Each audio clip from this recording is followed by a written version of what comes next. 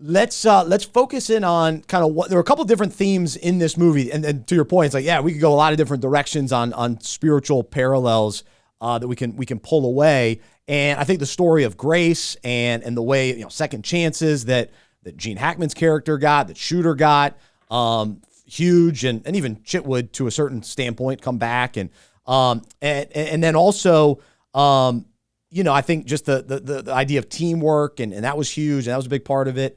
But what I want to focus on today is, Gene Hackman's character, who, Norman Dale, and when he comes into this basketball program, hey, I'm the new guy, I'm taking over, there was some hesitation from the town, from at least one teacher that he ends up falling in love with later on, of course, but the players. And in that very first practice, he sets the tone by saying, I'm going to set up practice a little differently.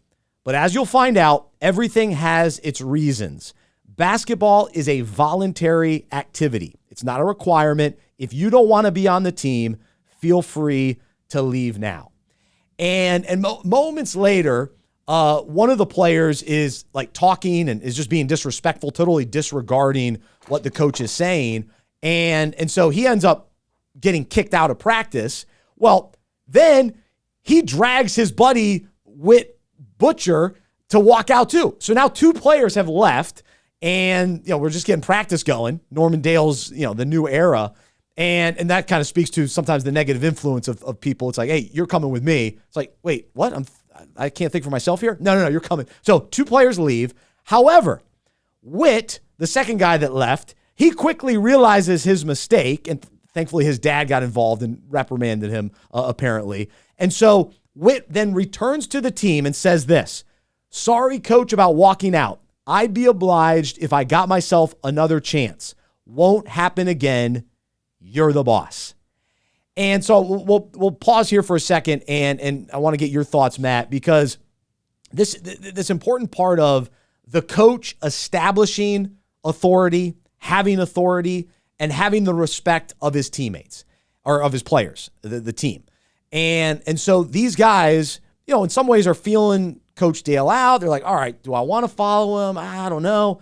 But the coach, in order to implement his system, his philosophies, and run the practice how he wants it, he's got to have that authority. He's got to have the respect of his team.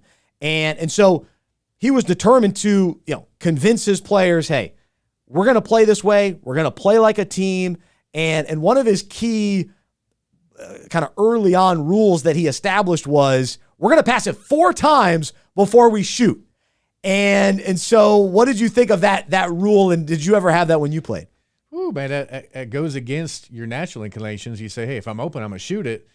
But he was trying to do more than have them score points. He was trying to shape their character and shape, well, the two words I think about trusting and obeying. Because he knew that if they would trust him and obey him, they could go much further than just their talents could take them. Because that one game where the one guy starts, shooting it, making some shots, coach pulls him out, and he's surprised, the fans are surprised, and I know you had alluded to that even in the devotional. Well, then when the other guy fouls out, there's not enough men, coach says, hey, you stay on the bench. My team's on the floor. You're like, wait a second, this doesn't make sense. Many times with God, it doesn't make sense, but he's trying to shape something in us rather than just get results. It's huge. And so I thought that was a very pivotal moment in this movie where, Dale is being disobedient. Or no, I'm sorry. Raid is the player. Raid is the player, is being disobedient to his coach, Dale. And he just shoots whenever he wants. He's not worried about the 4 passes. I'm open. I'm going to do what I want. I'm going to shoot when I want. I'm going to shoot when I want. And there are consequences for that. He gets benched, and he doesn't get to go back in, and the team loses. And so then that led to this important turning point in their season.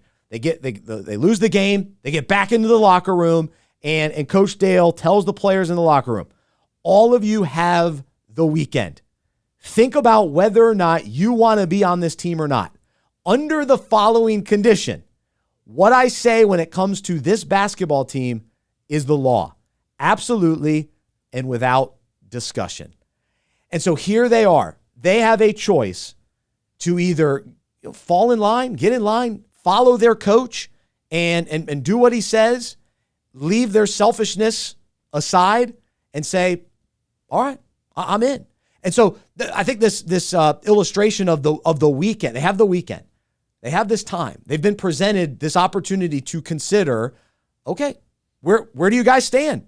Do you want to be a part of this team? You're not. This is voluntary. This is basketball. You have the choice. Do you want to be a part of this? And if so, here's how it goes. You don't get to shoot whenever you want. You don't get to do whatever you want. This is what it is. And so it really is a tremendous parallel for us as followers of Jesus. And before we become followers of Jesus, the choice, do we want to follow him or not? Because it's voluntary, right? That's right. That's God doesn't want robots. He gives us the freedom to choose whether to follow him initially and to follow him ongoing. And that's what Coach Dale is saying in this, is go home and think about it. And I'm not forcing you to do anything beyond this team, but once you're on this team, this is the culture we have. And they have to trust him. They have to obey him. And there's, such spiritual parallels in that. I love it.